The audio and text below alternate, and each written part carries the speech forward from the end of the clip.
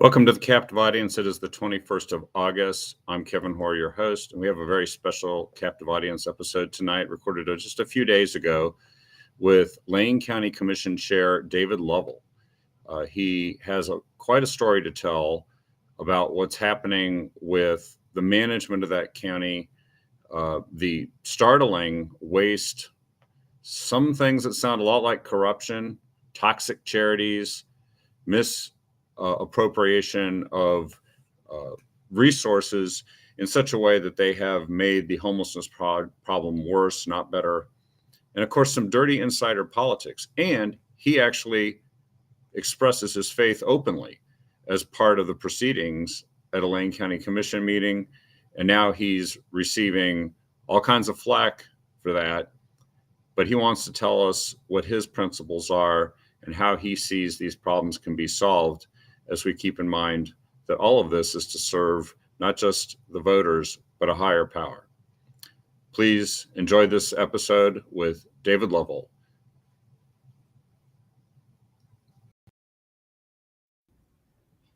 Welcome, everyone. I'm Kevin Hoare. I'm your host here tonight, and I'm here with Commissioner David Loveall of the Lane County Commission. He was elected in 2022, and his term runs through the end of 2026. And he's out talking to folks about a possible run for re-election in 2026. But today we're here to talk to him about what is going on in Lane County so that we can all be aware of it. And also what's going on behind the scenes that a lot of people don't know. And also David's philosophy on what civil governance and civics is about and how we should approach that, especially as a Christian. Anyway, welcome here to the program, David, and thanks for joining us. Oh, thank you, Kevin. It's great to be a part of it again. You're looking stellar as usual. I try to spiff up for these things, you know. I know, right? You got a great face for radio. Look at that. Yeah, that's right. Well, so I thought we could start out by talking about some of the top issues that you have seen and are dealing with the Lane County Commission. And, you know, these things get reported in the news, but people don't always hear the real story about what's happening. Sometimes they do, and there's more to share. Right. Why don't we launch into the first topic here that I know that you and I have talked about, Clean Lane. What is it, and what's happening with it, and what do we need to know about what's going to go on in the future with it, and your point of view? That's a big story, and thanks for starting off with that one. Clean Lane started off as what's called the IMRF project, the Integrated Material something resource facility or something with some tech term. I mean, in government, everything's about acronyms. Yeah. It cracks me up that as board chair, just as a side note, I banned acronyms for the year 2025. So everybody has to learn what they've been saying in this foreign language all this time. So the IMRF, or the Clean Lane Project, as it's rebranded now, is a waste stream separator built by a local company, Bulk Handling Systems, in town. Then there's a couple of companies worldwide that do this. I think there's 4 now, one in Canada and this one on our continent. And it is a conveyor belt system and screening system, basically to take waste, a stream of waste, and separate glass, cardboard, plastics, recyclables, metals, all that kind of stuff into bins so that it can be processed as a recycle facility and take the volume of trash that we're normally dumping into the landfill out. This idea originally started a conversation with the previous board. And the idea is they hired a consultant. He came in and assessed the lifespan of our Short Mountain landfill.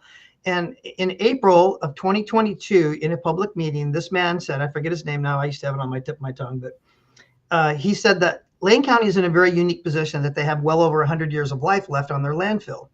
Well, somehow that conversation got changed to, well, we can't really stack trash as steep as a slope as we were before, and seismically. And so this thing all got kind of tangled around to all of a sudden now it was a crisis, is that we only have 70 years of life left on our landfill, which is, you know how you cook the numbers one way or the other? It was just kind of a numbers cook. Mm-hmm. And so they decided that, you know, the previous board was going to embark on this project. Now, this is a $150 million project initially. $100 million of it was going to be put on by Bulk Handling Systems, where they were going to build and own and borrow the money to put this recycling separating machine component together. Plus, the other component was a biomass or a digester that would take the organic material away from the waste stream and cook that up into RNG, renewable natural gas. And the promise is that they were going to sell that to Northwest Natural. Now that's a whole other story. We'll go into that later. So this was the premise, and the rest of the $50 million was going to be burdened on the county to build the pad, build basically the huge carport that this thing would go in, and have a site facility for it. That was our responsibility. Well, that was 3 years ago's pricing, and as you know, as a developer, that's probably at $175 million now. So, Yeah. So the thing that people need to know about this is a couple of things. Is I'm the only commissioner, or the only person rather, in this whole discussion that's ever had experience with these machines. My prior career, before I was a developer, I was an advertising photographer. And I traveled for 4 years on nearly every site this company built in Canada and the United States, photographing these machines, understanding how they work in a recyclable market that was kind of built up and false because the Chinese were buying all of our recyclables. We were barging them over the ocean. They were burning them in their plants for power. Well, they demanded a very clean waste stream. So these machines did their job, where they separated cardboard and plastics and all that. And so it was really great. But we don't have that market anymore. That market totally went away. China's not buying our stuff anymore. And when you look at recyclables, people think, oh, I'm doing a great job. I'm rinsing my mayonnaise jar out and I'm putting it in a blue box and it's going to be recycled. Glass goes right into the landfill. We don't even recycle glass anymore. It's not practical or feasible. It's not economically feasible to do it. So all these things where we separate it all out, it just all gets put into a lot of it. Cardboard has to be virgin cardboard. You can't recycle a greasy pizza box. So some of that stuff gets contaminated. So it's a kind of a finicky thing. And so the idea is that you want recyclables at the highest purity level you can. So here's the catch. This is not a pure waste stream recycler. It's called a dirty waste stream recyclable in the industry. There's a clean and there's dirty. So a clean one would be example of this. A clean waste stream recycle would be all the cardboard goes in this bucket and we sift out the cardboard. That's a clean waste stream because nothing else is in it. This is a dirty waste stream. Your grass clippings, your diapers, if you had a cast on your right arm, you cut it off and you threw it in the garbage. I mean, all of this kind of material that I've seen in these dirty waste stream machines goes into this separator. And so now we're looking at recyclables that are on the bottom rung of the value of the recycling market. So that was my first concern. The second concern that I had in this whole process, and I've got to keep my knowledge that I share here kind of limited because there's a lot of executive session stuff that's legal and all that I don't want to get in trouble for. But overall, this company has had some issues, and I brought this up in public meetings, my concerns. There was 5 litigations against different municipal entities around the country that were ongoing when we started to make this decision. The process of which we made the decision, and mind you, every decision about the Clean Lane project has been a 3-2 vote. We've had 3 commissioners that continually vote for it. Myself and Ryan Saniga continually vote against it. Yeah. It doesn't make good business sense to me. It's continually not making good business sense. With the Oregon Modernization Recycling Act that just kicked in, we're going to pre-separate most of this material anyway. Yeah. And so it's going to be kind of obsolete. And I'm going to run through kind of a bullet point list of things that I think make this not worth it. You look at the first concern was about the viability of the length of the landfill. We got to reduce the amount of material going to the landfill. Well, Sanipac 10 or 15 years ago started making a pitch to Jackson County to buy this site. And eventually they bought this landfill site. And so right now, currently, Springfield, Crestwell, and Cottage Grove are hauling all of their garbage to Jackson County cheaper than they can dump it in our own backyard. So Sanipac's hauling all the material down there. So when the idea of this Clean Lane project came aboard, we were going to reduce our landfill by 10% from, 53% diversion up to a 63% diversion rate. So 10%. So you look at just the amount of material that Springfield, Crestwell, Cottage Grove are not depositing in the landfill. That's almost 10%. So we've already achieved extending the life of the landfill without even building this thing, which is unnecessary in my opinion. And it's expensive, right? So this is an enormously expensive project. It's supposed to fix something for a long period of time, but it's actually I mean, the whole recycling thing sounds like we're not really turning Yeah. plastic back into plastic with this thing. We are merely reducing a small percentage Right. of what's in the landfill. So why are there three commissioners saying that we have to do this and voting for it, given the money problems that we have? I wish I had that answer. And, there's been an ad nauseum amount of effort to try to convince viability, feasibility, cost, practicality of all of this venture. It just doesn't make sense. So, I mean, you look at all the issues that we've faced in the first iterations of our meetings, we allowed a draft contract to be approved. Well, I don't know about you, but my business experience tells me you never give someone else authority to approve a draft contract that's not finalized. That's almost like approving a moving target. Yeah. When you're dealing with $150 million of constituents' money, I want the target buttoned down. I want the constituents to get a return on their investment. I want it to be worthwhile, and I want the effort to go through without a hitch, right? Well, we've had a lot of complexities with this contract now that I can't disclose, but it's very bothersome and worrisome. The other thing is we've had land issues with this. We've tried to put this project on a site in Goshen, in a site that is it's in a Goshen industrial redevelopment area. It's one we designated, I don't know, 10 or 15 years ago. So we want to do stuff back there. Just south yeah. It's right off of I-5. But the thing is that it's very specific about what it allows there, and what it doesn't allow there is garbage waste facilities. So they tried to rebrand this to Clean Lane because it's a recycling facility. It's not a garbage facility. But you have to remember my original comment. It's a dirty waste stream. Everything's getting dumped there and then getting sorted and taken somewhere else. So that alone was the first kind of monkey maneuver, if you will. The second thing about that is this is a site that's got some problems. It's 26 acre site.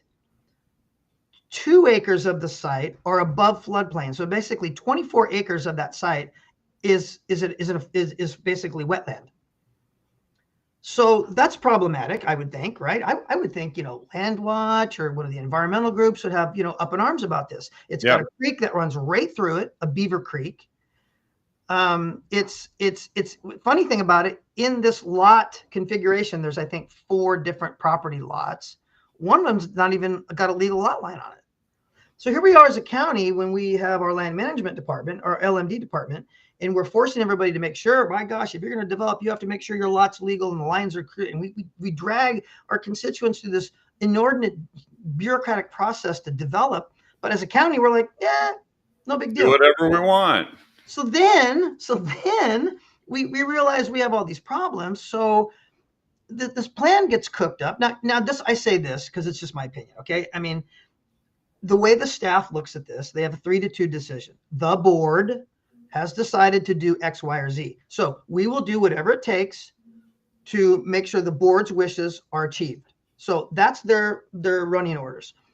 So in that context, you have the thing that I thought was kind of a sneaky behind the thing. It's my own personal opinion, is that it tried to super site this particular property. So this is that next topic I had on the list, but it's super siting. It's super siting. So this is the first attempt. There's been 2 that we'll probably talk about. So this was the first attempt to say, look, we go to the legislator, we have the legislation, our body and our reps, kind of go through and help us get this going on. And we basically, as a county, we get approval from the state to do whatever we want and don't have to adhere to land management rules. We have to have some environmental laws that we have to do. Zoning is not an issue. And it also prevents a certain amount of legal challenge to anyone who wants to put a legal challenge against this property. It's basically, cracks me up to even think about this.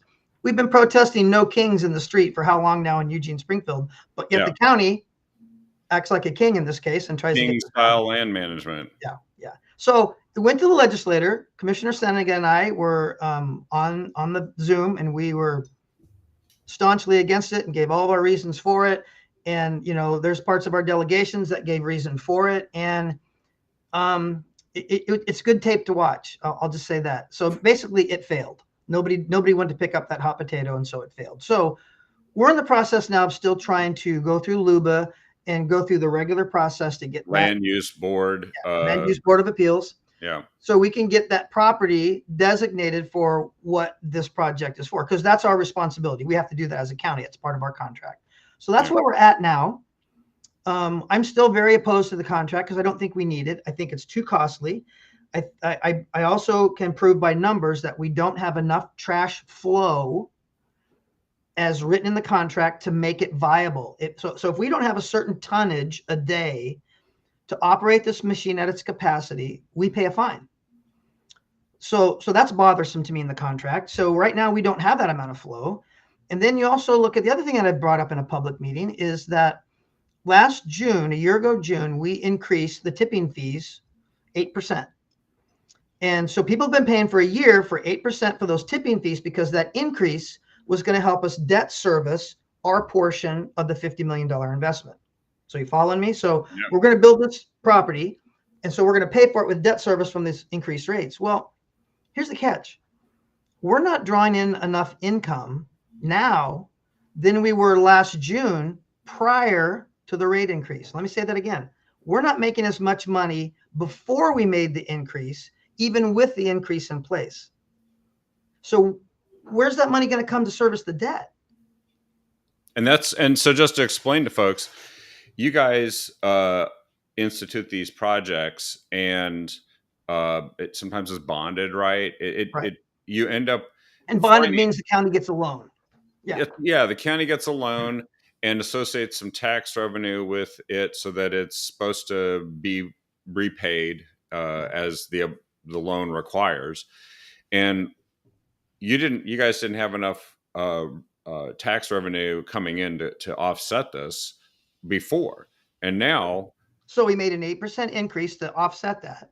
And now we're not even making as much money as we did before we made the rate increase. With the increase, the income went down, even with the increase, because of the amount of material going elsewhere. Interesting. So, in other words, this is kind of a big, stinky issue, literally, that is full of very questionable activity, very questionable decisions. And I think you mentioned a lot of, and this is something folks have to understand about public bodies, is that they go into executive session to discuss employment matters, I believe, and contract discussions. And threats of litigation. Yeah. Yes.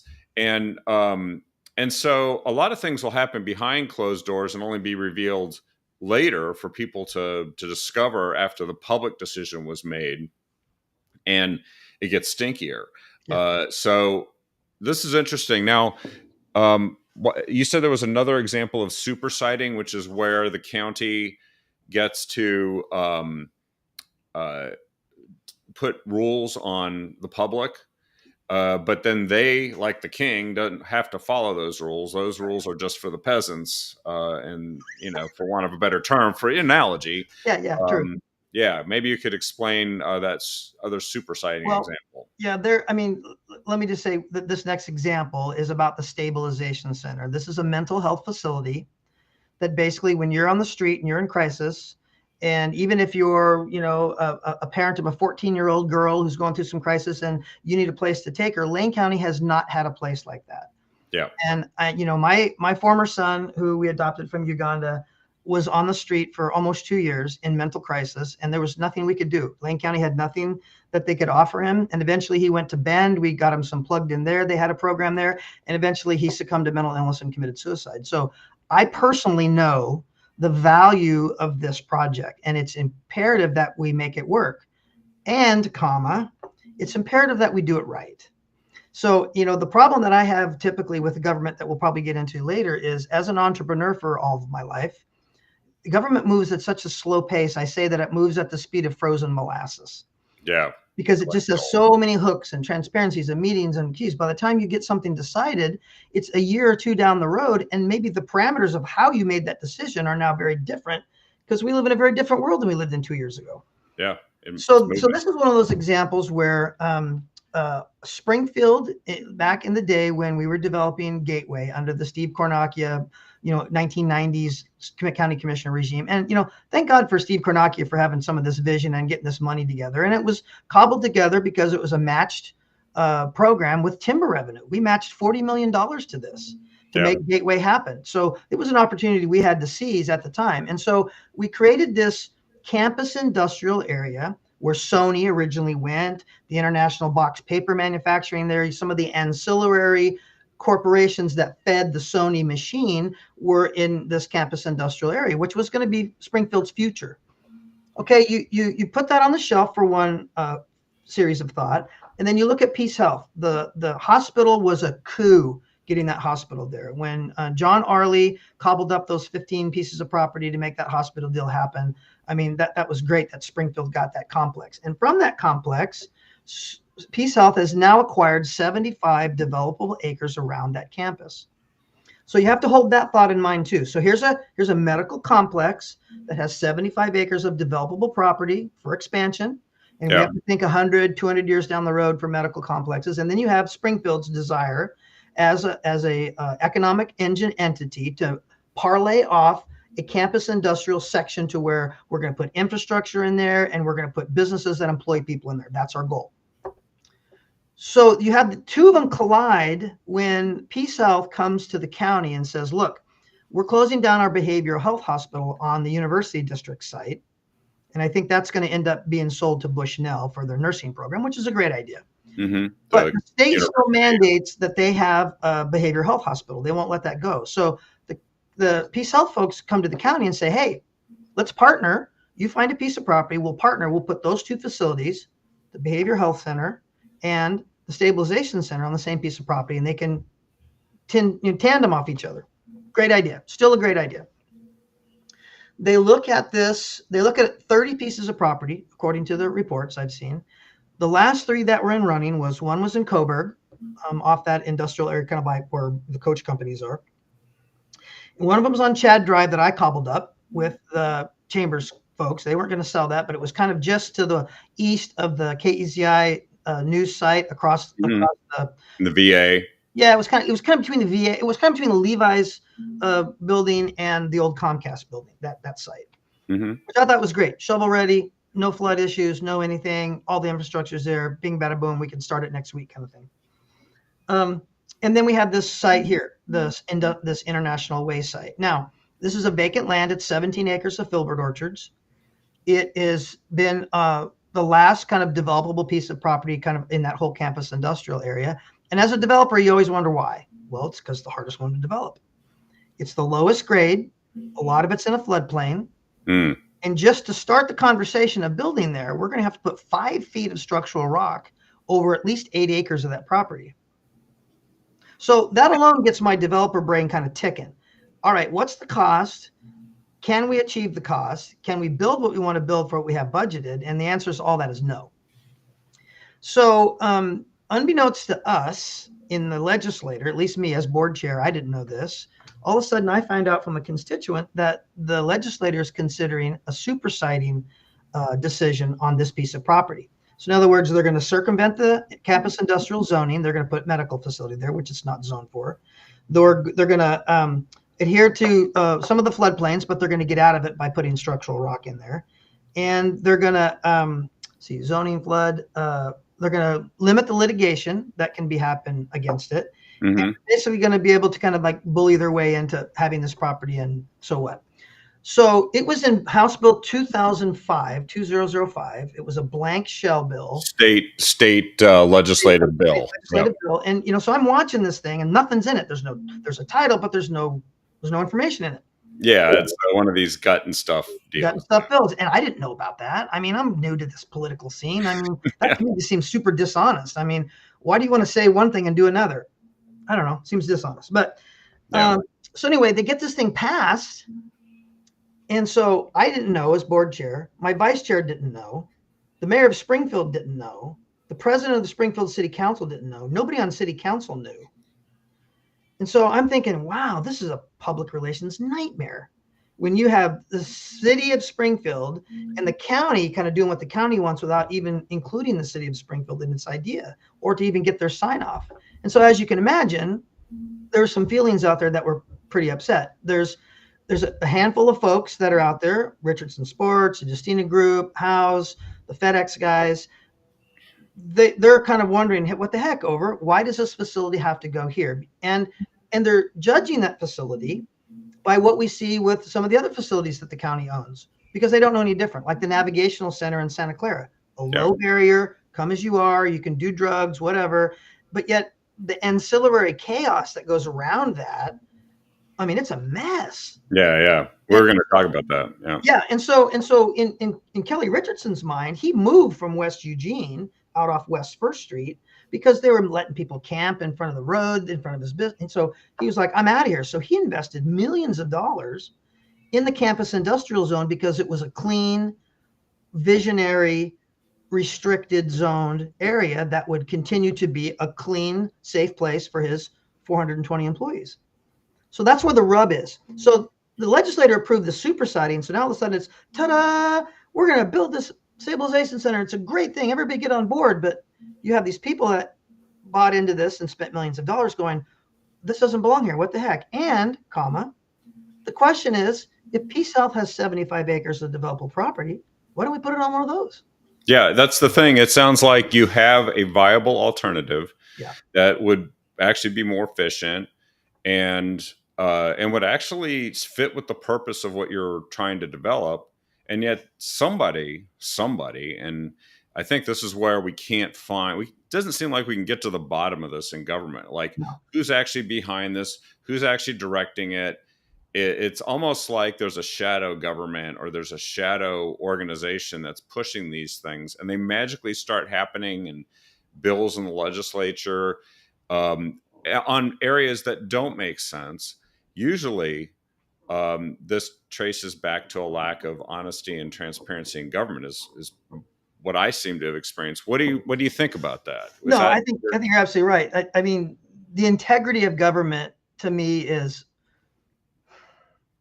it has a certain economy with it, integrity. Let me just say it that way. As a person of faith and a person who has taught men on several continents about the value of character and integrity, because men, the only thing that men can't live without in their life is respect. They can live without everything else. They can live without love, relationships, sex, whatever, but they can't live without respect. And respect is only garnered from integrity of character. And so that's my basis pillar of operation. And so that some of the government things that I've seen that really rubs me the wrong way, because it sends a very wrong message of, we're trying to be transparent, but yet we do these things, and it's anything but transparent. The other thing too about that super siting thing with the stabilization center is that Springfield is on the hook for Oregon Department of Transportation, for ODOT, for that whole Gateway Beltline interchange. And if there's a traffic count from the development of that campus industrial area that gets to a certain point, then Springfield's on the hook for a good portion of redeveloping and redesigning very expensively that whole interchange. Yeah, kind of an unfunded mandate suddenly hit Springfield, and that's in addition to the fact, by the way, that area is residential. There's plenty of apartments and Right. and so on, stores. The very thing that when you put in a center like this, like you said about the Navigation Center in Santa Clara, it has an impact on people in that area. Meanwhile, you've got this great alternative which would fit the purpose. Yeah. Yeah. And so that's a worrisome to them too. I mean, because what they're trying to do, people that are thinking about this, they're trying to say, well, the Sony plant was designated for a certain number of traffic patterns every day. And now it's, Trillium and Peace Health, or Trillium and Pacific Sources headquarters. And so the traffic volumes are way down. So Yeah. it's almost like they're kind of thinking they're going to rob Peter to accept Paul into the system, kind of a thing, and you can't do that. Those buildings had bought off, system development fees were paid for a certain traffic pattern, and you can't steal those traffic numbers from those buildings to put other things on there, even though they may not have the demand they had before, but they could in the future. I mean, who knows? Some widget wacky manufacturer could offer Trillium and Pacific Source a bunch of money for that building and move 1,000 workers there and start producing stuff. Well, which would be great for the economy, Yeah. which is why it was there in the first place. But the Yeah. economy is basically a whole nother issue, isn't it? Yeah. So we got some public relations repair to make, is what I'm saying on that project. And so and it looks as though that project is going to happen. but it's not without its financial concerns and without its, relations with the people that I think we short circuited. Yeah, and also is someone making a fair amount of money off of it somewhere along the way? Usually something is happening with that. I just don't know if we'll find that out until well after the process. What do you Yeah. think? Yeah, I mean that's always a great argument. I don't know about this. I'm certainly not making any money on it. Let me just No, no, I wasn't saying that, but I'm just saying that there's probably somebody in that sort of shadow government behind the scenes that is not doing too bad. Well, I drive by that Peace Health complex all the time, and I have a specific site in mind that I mentioned at a meeting. Hmm. And some of the Peace Health people said, "Well, we don't own that property." And then the guy that was in charge of the property goes, "Yeah, that's our property." So just that kind of convoluted statement, understanding alone, tells me that they don't have everything designated, and maybe there could have been a plan for that, and I think it would have been a lot less money. But it seems to be like when we're talking now about like this Clean Lane project and this Peace Health project, there's kind of this game that's going on in government right now that looks good on the outside of private public partnerships, and I just don't think we've got it dialed down tight enough yet for my comfort zone for the value that the constituents are getting from it. I think that if I was just to be cavalier, and I don't mean to be cavalier here, is I think that the county government has been taken for a ride on a couple of things, and I don't want to see that happen. Interesting. Well, so we got about 20 minutes, I Yeah, think, go ahead. and uh, I wanted to touch upon the topic of what I think is referred to as the toxic charity system Ah, and HHS. And I think there's kind of a definition to this that I don't know if this is something that you were working with, but it's Robert Lupton. yeah, And you read a book, Toxic Charity. Yeah. why don't you explain what that is and then how that relates to Lane County? Well, toxic charity. I'm going to quote Robert for a second. I got it written down right here because I knew you were going to ask that. Toxic charity is defined as this, and I'm going to give my own definition after this, but he says giving to those in need what they could be gaining from their own initiative may well be the kindest way to destroy people. And so when you look at what my wife and I do, my wife and I have a very large ministry that we've done since we've adopted our son 15 years ago in Uganda. And we learned quickly off that in the country of Uganda, every country in the world pours into Uganda. And after a while, the Ugandans have this lifestyle where they think that if I can just get me a Mzungu, a white guy, to give me Mhm. money every time, then I don't have to work and I'll be okay. And that's the same kind of toxic charity attitude that happens when we continue to give people stuff without requiring some sort of what I call skin in the game. And this is what we practice in our ministry is called the skin in the game principle. And when we go over there, we go over there at least once a year. And I always get this request from people in villages. Hey, Pastor Loveall. They call me Pastor Loveall. I'm trying to do my best Ugandan accent here. Yeah. And they say, we want you to come and speak to our men and come over and train us and whatever. And I've done this for a lot of years. And I say, okay, well, great. What are you going to pay me? Well, we don't have any money. I said, well, you got to have some skin in the game. This is a spiritual principle of me investing in you, you receiving the investment and giving something back. It's not just a spiritual principle. It becomes a motivational and a physical principle as it moves forward. Yeah. And so there's many times I go out to these places and I'll get 2 avocados. I mean, the avocados are huge. They're great. I'll get 2 avocados on my chair, or I'll get a chicken tied up by its feet with a piece of banana leaf underneath my chair as the offering for the skin in the game. Hmm. So I've collected a lot of chickens over there that I've given away, but it's the principle, even biblically when Jesus talks about the widow who gave 2 mites into the collection plate, he said she gave more than anybody in that all the riches that were dropped into the plate because she gave from a spirit of having skin in the game. Yeah. It cost her something to do what she wanted to do to get what she wanted. Yeah. And so the toxic charity system is this. It's a 5-fold principle. And it starts with this. If you give something to somebody at first, the first time they'll appreciate it. If you give something to someone the second time, they'll anticipate a third. If you give someone something the third time, they'll expect a fourth. And by the time you give them something the fourth time, they'll be on a road to entitlement and dependency. And that's how the toxic charity system is built. So if you look at the tents we have on our sidewalk, some guy gets strung out on meth or fentanyl or God forbid anything else and wanders off into the darkness and forgets where he puts his tent. He goes to the shelter place and gets a new tent Yeah, and a bottle of water and a granola bar and a and granola bar and whatever harm reduction reduction. materials he needs to do his drugs. Well, that's no way to get. I mean, that's the, like Robert said, that's the best way to destroy people. Let them continue the destructive lifestyle they have without giving them a jolt, if you will, to pull them away. Now, let's say that's drugs, but let's say mental. In my son's case, you get to a point with a mental patient or a mental person who's going through that, they don't have the capacity to make a life saving or a life altering decision because their paranoia and all the stuff that's going on in their head just doesn't allow that to happen. So there almost has to be another arm to this charity system to where people that are trying to have these people's back, family members, loved ones, can not necessarily civilly commit them, but it's kind of in that direction. But they Yeah, can actually mandate somehow a course of action for a period of time for correction. And we lack both of those. We lack a system of charity that's not toxic, and we lack a system of taking people who can't make decisions, and eventually they'll become a harm to themselves and others, yeah. which is the bench threshold. And I mean, my son was a harm to himself so much that he died. I mean, what is that good? Oh, we met the threshold. Great. We lost another one.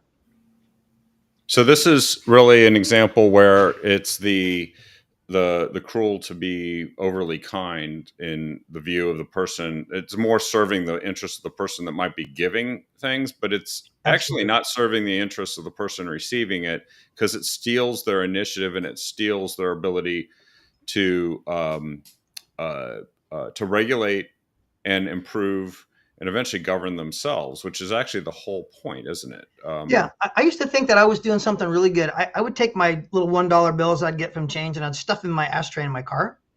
Because when you get to the stoplight and someone's right out the periphery of your driver's door with the sign and they're doing this, trying to Yeah, get your attention, and that guilt that overcomes you is like, well, geez, I got my air conditioning I'm on, so I'm driving comfortable in the this car, car, I'm and yeah, comfortable. Yeah, I don't have to worry where my next meal is, whatever. So my thing was I'd take $1 out, I'd hand it to him, and I'd say, God bless you. I pray for you, whatever. Can I pray for you now? Sometimes I do that, which would make me feel better. And honestly, it was $1, so I didn't really care what they spent it on. It was like it wasn't my responsibility, but really, it is my responsibility yeah. because in a sense, I've taken one more degree, one more dollar, and enabled them to do the behavior that's not getting them out of the behavior they're in. So this is something that you see in general going on, and I know people understand and perceive what you're talking about. That it's actually happening, particularly in Lane County. Um, let's talk about Lane County with regard to that example. There's the Navigation Center in Santa Clara that's had this big impact on the area, but Yeah. it's a low threshold one. That's what you started talking about Zero before. barrier. It's Zero lower than low. barrier, Zero which, barrier. which means that people just go in there and sleep and get fed, and then they go and they do whatever they want in the neighborhood, and uh, and it doesn't seem like we're necessarily really helping them by enabling the behaviors that you're talking about. Is that kind of an example, or is it sort of, it's one way to understand it, but what are toxic charities that we could be aware of here and wary of in Lane County? Well, I don't. I'm reluctant to give names out. I mean, people try the best they're going to try, but the thing is this way: any nonprofit needs to vet themselves by two questions. They need to vet, and this is what Portland did about 2 years ago. They had 350 nonprofits, and they said, "Hey, let's vet our nonprofits by two questions." And this is what I campaigned on. I'd like to get all the nonprofits in a gymnasium and say, "All you drug guys over here, all you mental guys over here," and take the top three and say, "Why are you doing as well as you are?" And invest in those with all the dollars, and all the rest of you either get on the employment rolls with these guys or go learn to serve coffee. You know what I mean? We need to invest in what gives us the highest amount of return. So the two questions to vetting those were: one, do you address the root cause of the problem? Do you address the root cause of why people are addicted to drugs, or the root cause of if they're in a mental condition that they can't prevent? That's question number one. Question number two is there a way that the nonprofit has a system of getting someone into housing and eventually into permanent housing? So there's a navigational way series of steps that take someone addressing the initial root cause and getting them stepward upward as far as they can go. Because, there's three kinds of people. We need to help those who want help. We want to help those who want to try, because we're going to try a few times. I heard the other day that it takes a person 11 times to quit smoking. I was shocked. Yeah. So we need to help those who want help those who want to try, and let the public safety system take care of the rest. Because statistically speaking, this is my experience in the county, we're helping 17 to 21% of the people that we're investing in, period. Those are pretty low odds. That's low. Government sponsored kind of programs. Now, if you look at like Gabe Petrowicz, who's Everyone's Village, his numbers are a lot higher. And I think, in my opinion, as an entrepreneur, I think the government is kind of gotten into this business and doesn't know what they're doing yet. They're just continually throwing money, thinking more money is going to solve the problem, and it's not. Entrepreneurship, business-minded people are the ones that come up with strategic, proven plans that work. Case in point, Orange County Mission in El Toro, California, down there. Not El Toro, it's in Tustin. Anyway, I toured it down there about a year and a half ago. It's an old military barracks that they rehab, 210 barracks rooms they rehab, big gate outside. They have a restaurant in there. They teach people how to serve. They have a coffee roaster place in there. They have very specific rules. When you come in there, you're there to get well. Their point is, if you don't get well, we're failing you. So in order for you to get well, we need your cell phone. We need all your drugs. We'll help you through that first 3 days of coming off your drugs. And then we're going to get you plugged in and mentor you all the way. And if you mess up, then you're going to go out of the system, and then you can come in at the next opportunity. But they don't mess around, and they have like an 85% success rate.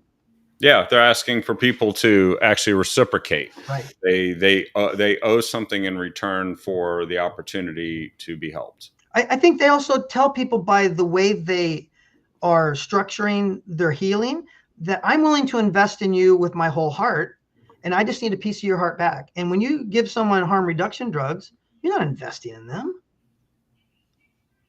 Yeah, you're really just furthering the issue that they're already experiencing, maybe making it easier to just continue doing the same thing. Yeah, which is not real charity. So there's 5 transformational ordinances that I think you wanted to talk about that maybe could change what we're all experiencing with what is described as experiencing homelessness for people. But as you just pointed out, if the root cause isn't being addressed, then they're experiencing something, but the chief thing they're experiencing probably isn't just homelessness. And then the community is experiencing a lot of effects from this continued activity that doesn't seem to have an end in some cases. So, I think we're kind of getting to the end of the patience of the people that work for a living. I mean, we're hearing a lot. I'm getting emails, probably 5, 6, 8 a day, and I'm not even in the district where Seneca is, from Santa Clara people, about the navigation center, and about people with tents and cardboard signs, and just all the visual and trash and detriment disturbances of what we see here. I mean, it's almost like, if you look at downtown Springfield compared to downtown Eugene has kind of like this spirit of desecration to it, if you will. And so, and people are always asking me, how come there's so much difference between Eugene and Springfield? And so I got to kind of thinking in my mind of what could be different, maybe if we did something countywide. And this may be really controversial to some people, and I get it. But I think if you just take a second to listen to the heart of what I'm trying to say, I think you might find some common ground here. And, one, Springfield has the ordinance that's a no right-of-way ordinance. So you can't have a sign and exchange goods and services from a curb. And this is what I saw yesterday. Kevin, I was coming down the Ferry Street Bridge onto 6th Street, and there's a guy with a cardboard sign there right in front of 5th Street. A young woman parks her car, stops her car right in the right-hand lane, doesn't turn off the street, doesn't turn on the curb, parks it right in the ramp's right-hand lane, gets out of her car and go give something to this guy with a sign, and then gets back in her car through a light cycle. I was blown away. So Springfield has this ordinance, no right of way. Okay, so the first thing I would say is, like, why can't we pass these edicts, these 5 edicts countywide in all of our municipalities? No right of way, number 1. Okay, that's number 1. 2, no shopping cart is allowed off premise. So when did it become legal to own a shopping cart? Most of these shopping carts are $900 a pop. Yeah. one time I found a shopping cart behind one of our buildings that we have in Springfield, and it was a Value Village, not Value Village, but one of the Value grocery store on 14th there in Maine. So I threw it in the back of my car, ran it down there, and I was just going to throw it into the cart rack and just leave. And as I'm doing that, this lady comes sprinting out of the store yelling at me. And I'm like, and it was the manager. And she goes, "What are you doing?" And I said, "Well, I'm returning your cart. I found it behind one of my buildings." And she goes, "Well, nobody does that." She goes, "We don't have any more carts. They all got stolen. We've been operating for a month with no carts." And I'm like, that's pathetic. So that would be the idea. So number 2 is no shopping carts off premise. And then the other thing is that what we have on our businesses is we have trespass orders filed on all of our businesses, on all of our locations. So that means if someone's in our doorway or loitering or camping or doing whatever they do in doorways these days, that because we have a trespass order filed with the police have to respond to a disturbance. So I think all the businesses should be considered having trespass orders, or maybe we have them all file trespass orders, so that the police needs to know that they need to respond. Now that creates another question of public safety. How much resources do we have to do that? But that's a whole nother conversation. So but it does actually eventually deter, right? If it's done right, which means that all these businesses that are having their businesses damaged, the people are afraid to be customers at them. This could be completely flipped if it becomes an expectation that you can't do this anymore without consequence, right? See, that's what these all are. All of these 5 things are perception items that don't make Lane County as attractive, because if Lane County has 5,400 people in their point in time count as of last January, I'm venturing to say that either A, that number could be inflated a little bit, because sometimes they count them by tenths. And when they count tenths, that's 1.5 persons per tent. And sometimes you have a guy that's sitting there's got 3 tents there. It's just him and his stuff. So that's so no right-of-way exchange, shopping carts, not a premise. All businesses file a trespass order. Fourth is no camping on public property. That's been a Supreme Court. Grants passed did that. So no camping on public property. That's pretty self-explanatory. And you see the signs that actually forbid it in places. So this is really an enforcement issue. Yes, another enforcement issue. But and that thing too is it could also be a toxic charity issue. What if we stop giving away tents? Yeah. Well, there's between Jefferson and Washington, the park there. There's the group that goes out and actually violates the law in giving people food there, and it turns into that's actually one way to find out how many homeless are in the area, but it's technically a toxic charity by the definition that you gave. And if you look at the amount of money, I think I've got my math right. When Occupy Eugene did the very south end of that by that red sculpture thing, it took $1.5 million to restore that patch of grass. It took $2 million to restore the patches of grass that was during COVID. And when I was campaigning in 2022 and went to the Lane County Sheriff's Association meetings, and some of the things that some of the public service officers were telling me about what was going on under that bridge would curl the back of your neck hair. I mean, it was horrific stuff. And there was, I don't even want to tell you. I mean, it was just, it almost gave me PTSD just to hear the story. But all right, so no camping on public property. The 5th one is we need to rebrand who Lane County is. In the public meetings I hear this all the time. Lane County is a very safe place to come. I can come here and be who I am, whatever my gender or affiliation or whatever, which is great. This is a great place to be. But it's also made it known that you can come here and basically get 3 meals a day every day and not have to have any responsibility or any skin in the game to your conduct in public places. So Lane County needs to rebrand itself to be a healing county. And on the 3rd offense or contact with law enforcement, we need to have like a deflection kind of program. We have a drug deflection program that we allow people, instead of going to the jail system, they can go into a deflection program and get their jail charges removed if they complete this program. And we've had 75 people, I think, go through that program in the first 4 months of operation. It's been highly successful. Yeah. So why don't we have sort of a deflection program for those, like my son. My son had, I don't know, 15 contacts with police, loitering at Winco because he was cold, or, not getting off the LTD bus at 2:00 in the morning, and causing a ruckus, and I'd have to go pick him up at 2:30 in the morning. I mean, when he drove to California and ran out of gas and freaked out in front of a grade school and closed that entire grade school down, and the SWAT team came and had to get him off, California had a program to where if that's the case, he was mandated to a treatment center for 2 weeks. Best thing that ever happened to him in that season, because he could kind of get square, get his head together, get medication, get counseling, all that stuff. So what I'm saying is Lane County needs to rebrand itself as a healing county so that we can, on a second or third offense or contact, get them into something where it's going to navigate them in a different direction. And there is a place. I read a story recently. There is a city or a county in California that does the three. The three, you get offered a place to go three times. After that, then you are having an encounter with local law enforcement, and they're gonna make sure you go someplace, Yeah. Yeah. which seems pretty reasonable.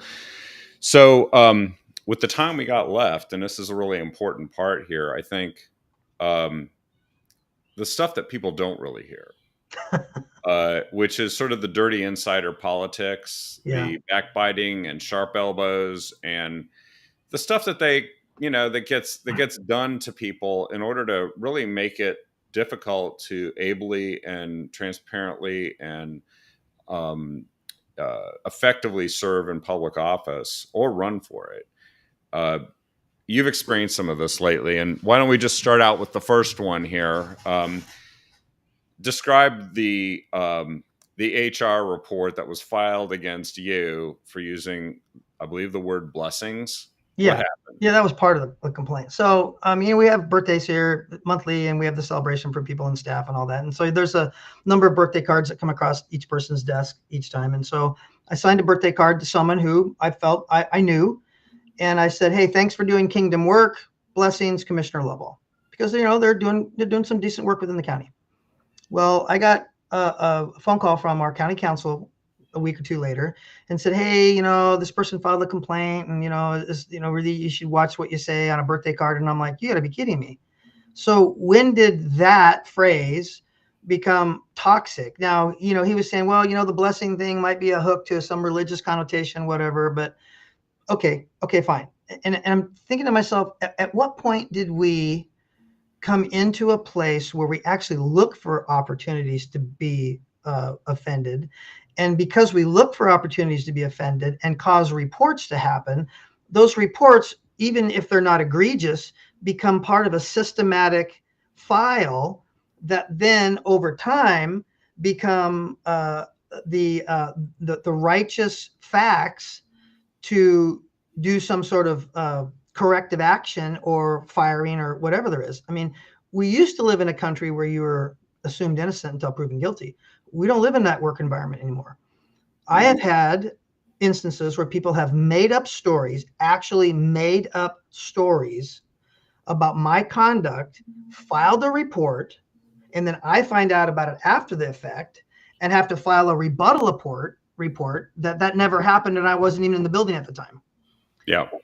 And so to me, but see, those things never go away. They just kind of build up in a file. So then when you get anybody who wants to make a name drop to a reporter, "Oh, hey, you better check Commissioner Loveall's HR file," and they do a public records request, some of that stuff comes out. And then all of a sudden now I'm public enemy number one, when it's like, that's a tactic for people to use. And for me to respond to that all the time, it's petty.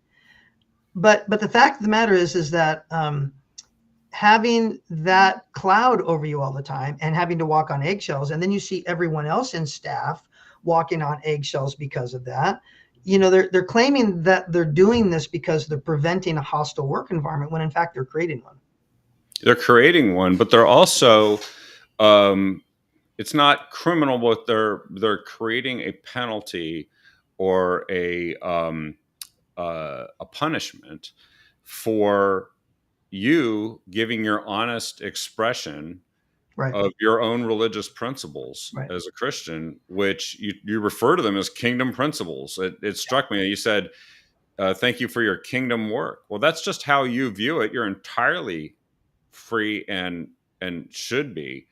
And as an elected official, you kind of owe that to the people who know you as this is what you say. You talk about it all the Right. time, right? Yeah. There's a big difference between being authentic and being politically correct. Yeah. Yeah. And I think this is a great example of that. So I know you wanted to kind of mention that um, the context of you being able to open meetings Hmm. and and that there's actually people that are coming after you. So not just after you using the word blessings, but there's people that are coming after you because of the context that you like to express how you see civics and governance and the role of a body like the Lane County Commission. Yeah, that's true. I mean, I've made the cover of Landwatch's newsletter 3 months in a row now. So there's a gift that I have doing something. I'm not sure what it is, but there's a gift there. And the last one was all about the way I start meetings. And like I said, again, there's all these accusations of, well, you're forcing people to pray and you're saying that Christianity is the only religion in the United States and all these other things. And it's just watch the tape. There's nothing of the kind. I have started off.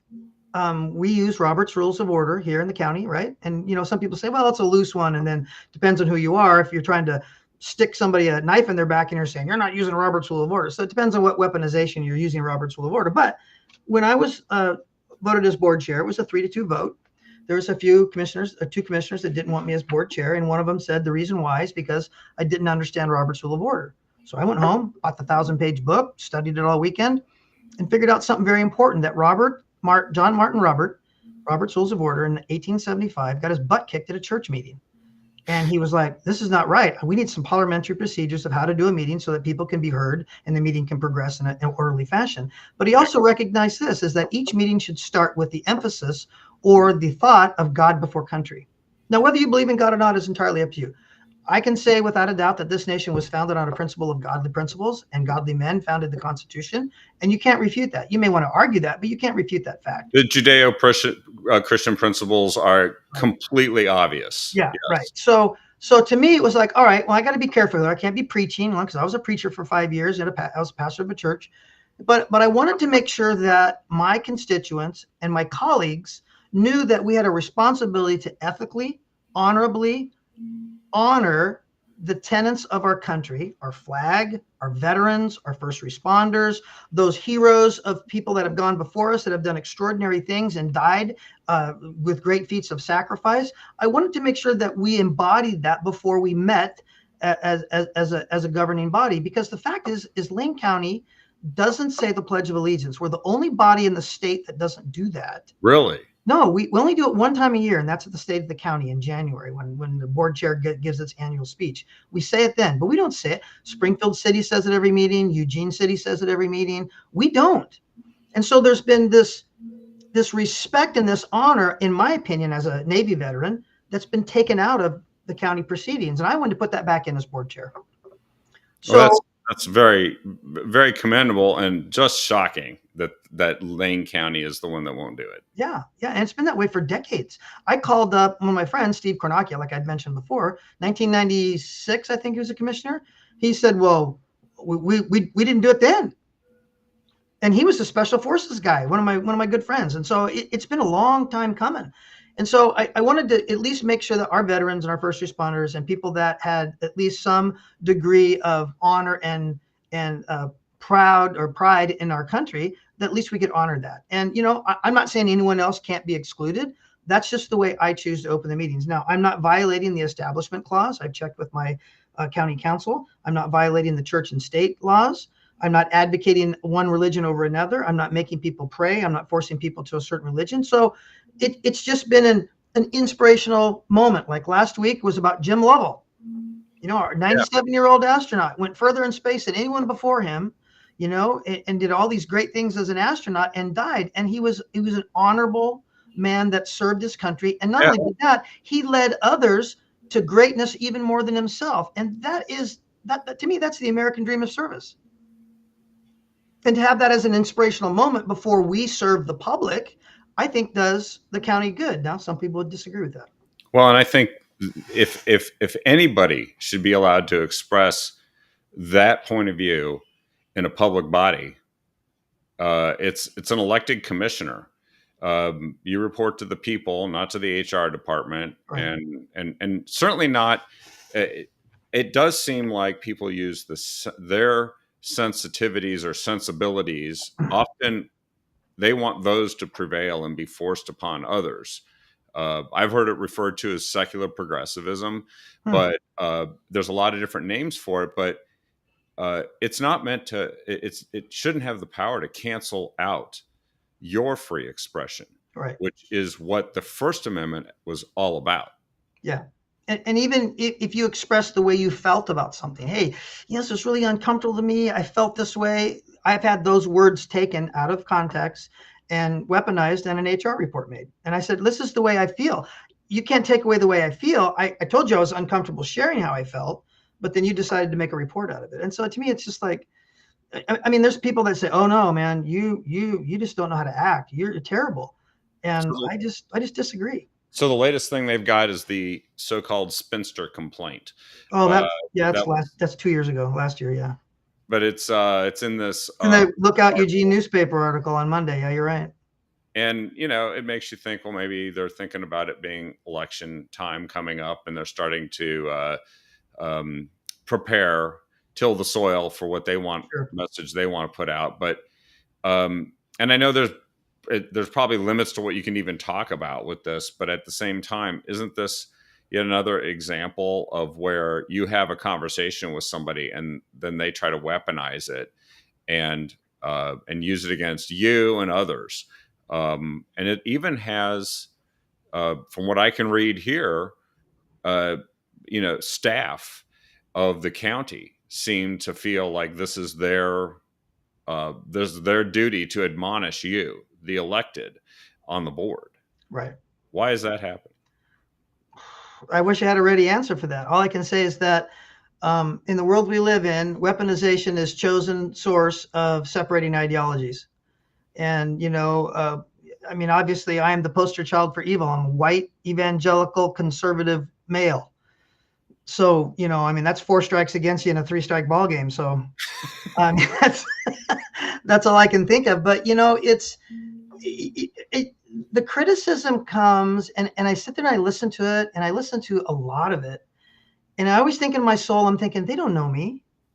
They don't know every morning I wake up and I'm worried about what's going on in Uganda. And my wife and I spent, thousands and thousands and thousands of dollars every year to raise money to support food banks over there. And 5 pastors, we built in 8 churches, we built an orphanage, we built in 3 houses. We just purchased a 3-acre piece of property on a lake that, that we raised money for to build a worship school. I mean, we are invested in helping people, even here and abroad. And the surfacey kind of conversation is just, it's trivial, but it's unfortunate, and it hurts. I'm not gonna lie to you. I mean, sometimes I'm sitting there thinking, wow, this really sucks being in this job. Yeah, because people make you a target. But you know what? A friend of mine always liked to say, he's a retired Marine colonel. He liked to say, if you're catching flack, that means you're over the target. Yeah, if you're getting shot, you're the target. Exactly. And that's the other thing. I mean, in the book I read too, it says the world will hate you. And if the world doesn't hate you, something's wrong. Now, I'm not saying I go out there to make people hate me, but I'm saying if I go out there and espouse and try to emulate as imperfectly as I can kingdom principles, honor, integrity, love for neighbor over self, sacrifice, duty, service, all those kinds of characters, and do it in an overt way that glorifies the entity and person of God that I believe made me for that purpose, then you're going to be a target. Yeah. And in this case, just so that folks know, the spinster reference here, you were just expressing concern Yeah. at the time for the person who eventually filed the complaint. You were expressing concern for her because she looked, according to this article, worn down and tired, and you were, quote, worried about her becoming a spinster, unquote, which was not a denigration or an attack. No. It's pretty obvious when they put it in the full context, but then and swim test, yeah, Navy veteran, duh. You're saying that this job is sort of a swim test that she's doing, and they try to turn this into it's a hostile work environment, and they start filing complaints, and this is the type of stuff that makes people kind of sick of politics, but it's actually being done because because of who you're trying to be is following kingdom principles and living them. Yeah, and there's obviously that reported that came from a tort claim. There's missing pieces of that conversation that are would lead someone to believe, like, I'm feeling overwhelmed. This job's just too much, and I'm kind of getting concerned. And so my responses are what they were. And being a jet qualified aerial photographer going through Navy flight training, jet school, the swim test was bad. It was bad enough. I said, sometimes you feel like the only thing above the water are your lips, but if you can catch your breath, you're going to make it. So all that, Yeah. that whole portion of that conversation was missing. You were empathizing with Yeah. her, and they tried to turn this into some sort of hostile work environment comment. There are people, as you said, are going around looking to be offended at everything. The last thing I thought we might try to cover here today, just a couple of minutes, is there was a real drama that played out that I think a lot of people missed out on. Who the sheriff is in the county is really important. And sheriffs, of course, are directly elected in Oregon. However, when a sheriff steps down, as Sheriff Harold, right, Right. retired, um, uh, the rest of his term is filled out by somebody that the Lane County Commission appoints as a replacement. And suddenly, this activist group started showing up, egged on potentially by some of the political forces shaping parts of the commission. Uh, and it was a group that was demanding that they have influence over who is chosen as the Right. sheriff. And why don't you describe the person who was chosen and what was happening at these meetings that people could witness? Well, when Sheriff Harold retired, he retired midterm, which is pretty typical. I mean, he gave us some short notice, which was kind of difficult for us to handle. The board had one of two choices. They could do nothing, and the under sheriff, Carl Wilkerson, would take over as an under sheriff, but then he wouldn't have all of the decision-making power that the sheriff would have. Yeah. The other idea is that we appoint the sheriff, just appoint the sheriff and say, okay, under Sheriff Carl Wilkerson, you're the guy. And the third way is that we create an open enrollment and a job search and find a new sheriff. So you have a sheriff, Cliff Harold, who is elected by 78% of the population of Lane County. They love the guy. And him and Carl Wilkerson were best friends growing up, and they work at the same gas station as teenage kids. They talk about two peas in a pod, right? So the closest person we could pick to replace those shoes that our constituents voted at 78% to fill was under Sheriff Carl Wilkerson. That was, to me, the obvious choice. Let's vote it. Let's get it done. Bing, bada, boom. We're out of here. And how many years of experience did he have in the sheriff's? It's like 20. 28 years, 27 years to Cliff's 29 or 30 years. I mean, they're neck and neck. He's been around the block, right? And the other thing about state law and county code is our code says that we can't elect a sheriff that doesn't live in the county.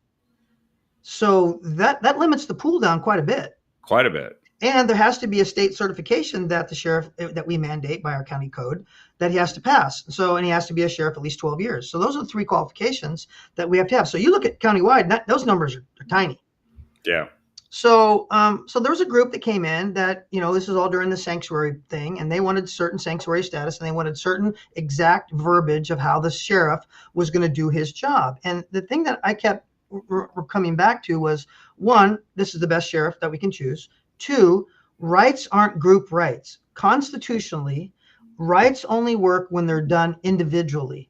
That means every individual has the same rights. Equal rights. Equal rights. Yeah, equal rights. Every individual, regardless of how you identify, what alphabet group you belong to, what male, female, whatever. Because that's the only way it works. If we start saying white males don't have as many rights as Black lives or Hispanic lives or whatever, then the Constitution breaks down and it becomes a divisive racial battle that we find ourselves in. So I think the old statement goes where some people are more equal than others, and then that becomes this. Well, we've been talking about that this entire time of all these issues where the government's more equal than everyone else, and that's fuzzy math at best. Yeah. So in order for us to do this fairly, I said, okay, as board chair, look, we have a 2-week gap. We're going to do this expeditiously. We know there's not enough candidates. Let's do a 5-day open enrollment. We'll put it out there, and we'll do the motions of good governance, transparent governance, to select the best sheriff. And lo and behold, he was out of the 3 that applied. One was out of town, out of county, can't do it, and one was not qualified. Yeah. So he's the only qualified applicant. Well, then the criticism came back. Well, why don't we extend the deadline? Well, it doesn't matter. It's not going to make. We're talking about a 7,200 acre or 7,200 square mile county. We're not going to find the other guy. Yeah. So we put that through and voted it. And I think the thing that kind of disappointed me about it is some leaders in our circle in our commission, Commission. in my opinion only, this is just my opinion, not as board chair. I'm not speaking as board chair.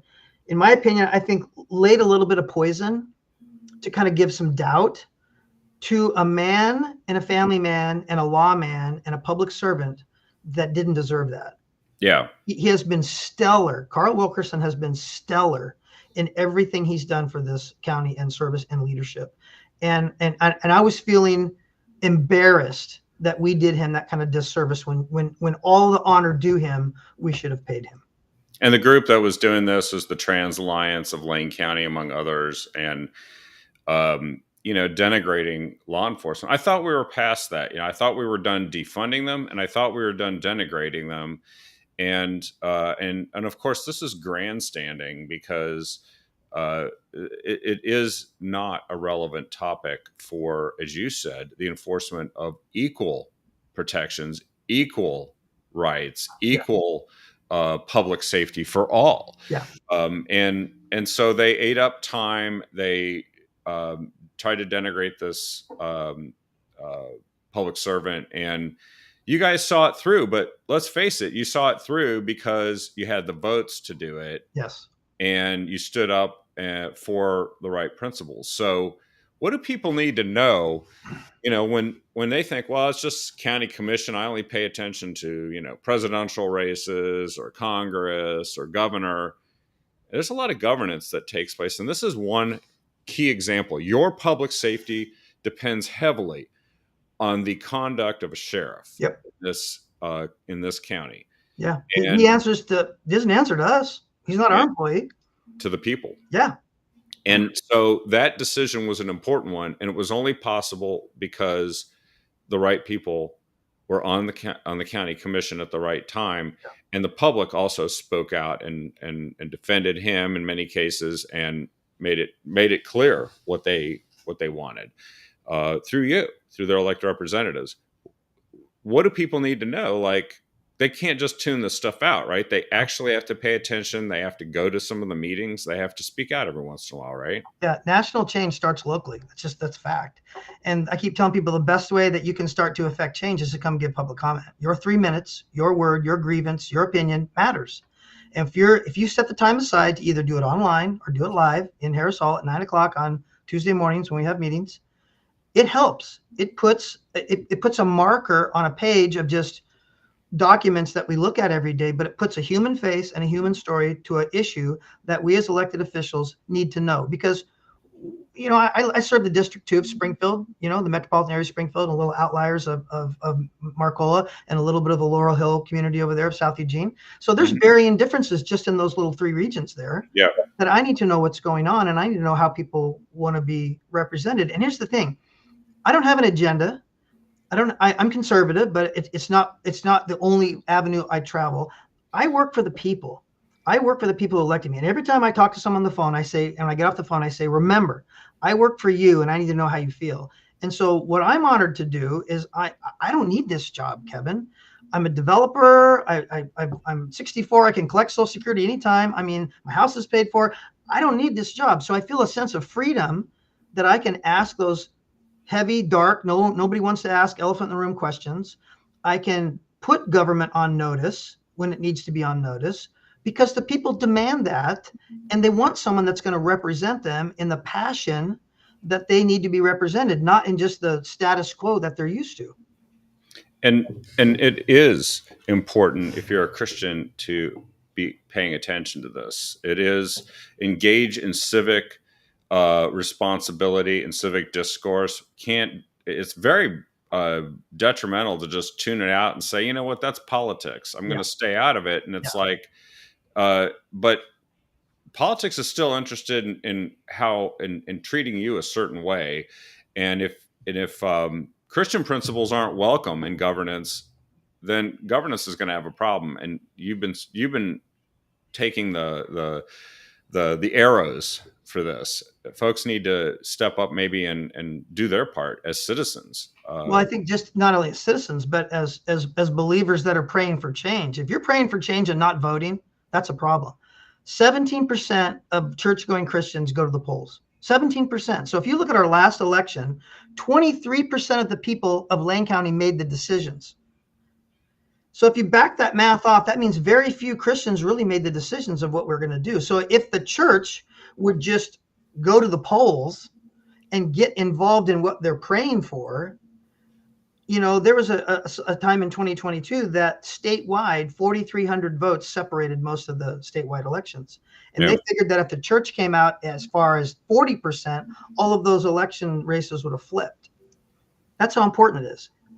Well, let me give one other example I'm familiar with, and it's your race in 2022. Yeah. You won in the primary. It was a two-way race. And as I recall, there were, about 15,000 votes cast in that race? Yep, 15-5, yeah. And you won by how many? 98 votes. 98 votes out of 15,000. So anybody hearing this message today can do that math. There are going to be enough people that hear this and then realize that they're potentially the 99th vote. Yep. That might be it. Without it,